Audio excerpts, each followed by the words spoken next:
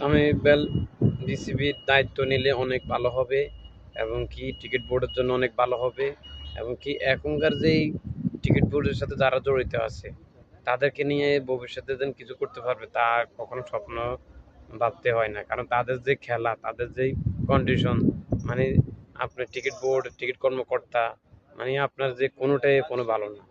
যে তামিম ইকবাল যে খেলোয়াড়, তার কাছে একটা এক্সপিরিয়েন্স আছে এবং কি সে যে ভবিষ্যতে কিছু করতে পারবে এগুলোর মধ্যে তার একটা ভালো একটা এক্সপিরিয়েন্স আছে। এই জন্য বলতেছি যে তামিম ইকবাল যদি বিসিবির পদে যদি আসে তাহলে অনেক ভালো হবে এবং কি দেশের জন্য ভালো হবে, টিকিট বোর্ডের জন্য ভালো হবে।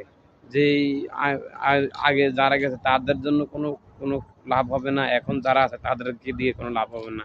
যে খেলা, এগুলো বাচ্চা পোলাপানের তো আরো ভালো খেলতে পারে, তারা যা খেলে খেলে, তারা শুধু শুধু চিন্তা করে শুধু মাস শেষে আমরা লাখ টাকা রুজি করবো এটাই বেশি এবং কি আমরা বছর শেষে লাখ টাকা ইনকাম করবো এটাই বেশি, অন্য অন্য খেলার থেকে এই লাখ টাকা ইনকাম এটাই বেশি। কিন্তু যে এক জায়গায় যাইতে ভালো পারফরমেন্স করবো, যেটা আমরা একটা মনের মধ্যে একটা রাখবো, এই ধরনের কোনো ফিলিংসে নেই।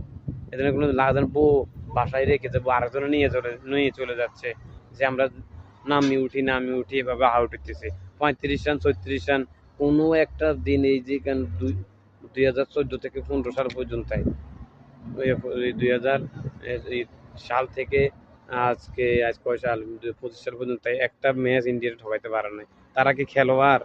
খেলোয়াড় এরা পাকিস্তানের লোক 135 রান অল আউট হয়ে গেছে। খেলোয়াড়, খেলা কোন দেশে চান্সে খেলতে পারে, এগুলো এভাবে খেলছে নি।